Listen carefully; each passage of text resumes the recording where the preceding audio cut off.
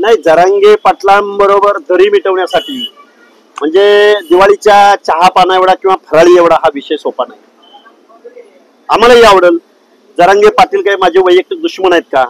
जरांगे पाटलांना बरोबर घेऊन चहा पाणी करायला आम्ही त्यांच्या घरी जाऊ किंवा त्यांनी आमच्या घरी यावं. मी तर ताईंना विनंती करेन तुम्ही दोघांनी माझ्या घरी यावं. पण प्रश्न हा चहापान करून किंवा फराळ घेऊन हा प्रश्न सुटणारा नाही. ओबीसीच्या प्रश्नाचं काय, आरक्षणाचं काय, आरक्षण धोरणाचं काय? त्यामुळे मुद्दा संपणार असेल तर निश्चित एकत्र यायला आवडेल.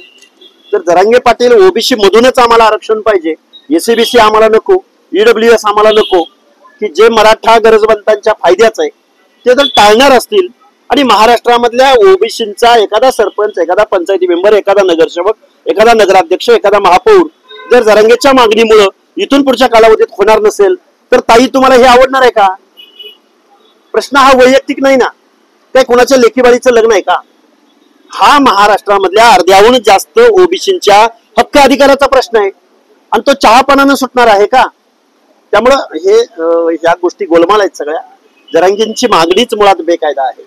या बेकायदा मागणीला या महाराष्ट्रातला ओबीसी कडाडून विरोध करेल.